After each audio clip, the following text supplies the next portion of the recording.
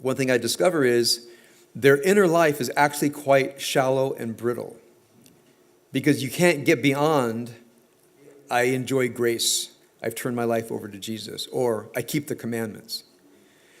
So when I try to quiz what it's like in there, what the transformative dimension is, sometimes I hear people reciting something they've heard. But again, after 3 or 4 steps of inquiry, I realize I've bumped into a wall because people actually put up a wall. They don't want to think too much, because if they think too much, it might shake the foundations of this brittle kind of superficial faith that people have. Now, I don't know who's watching on Facebook, but among the people in this room, I don't mind telling you this, that once I bump into that, I got to back off.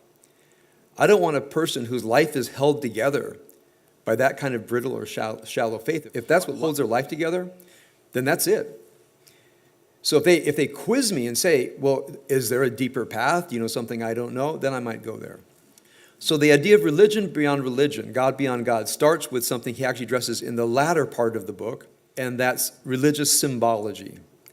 And by the way, after studying dynamics of faith, that became one of my core passions as an undergraduate, the connection between the inner spiritual religious life and the world of symbols.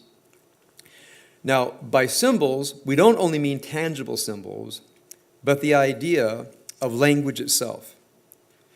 Now, when we normally think of language, we think in the most simple level of just getting things done. Enough brain power, enough language to get things done. And when we think of words, we think that words name things or name actions. I want water. Okay, that's easy. I'm hungry. I'm cold.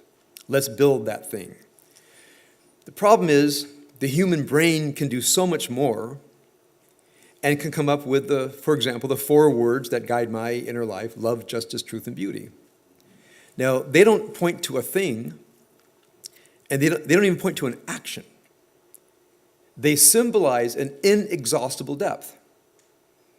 So I remember when I was in graduate school and studied ethics, I realized nobody had a definition of moral. Nobody had a definition of the right or the good that didn't entail each other. So if you said, okay, define moral, but don't use the right and the good, because then I want you to define those two.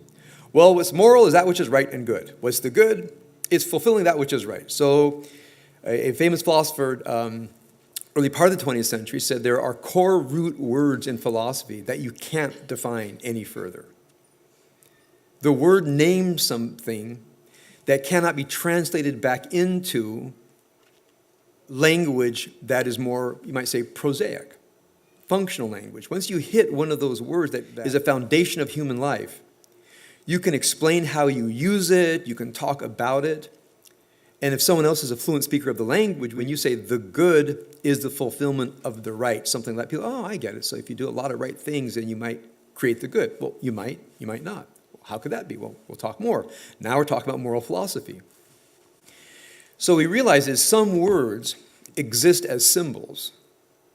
They name a reality that can't be defined.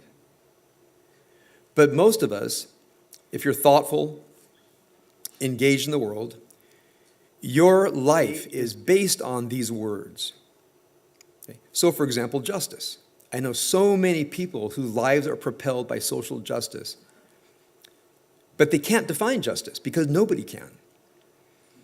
But when you philosophize about it, you say, okay, let's talk about justice. Some people can do it because they've thought about it. Some folks have never thought about it. So why do I need to think about it? Everybody knows what justice is. Everybody doesn't know. We don't agree at all on what the word means, but we use the word. Some people say to me, my religion is my family. I love my family. I say, can you elucidate that a little bit? Many people can't come up with the next sentence. What do you mean, I love my family? They never thought it had to be defined.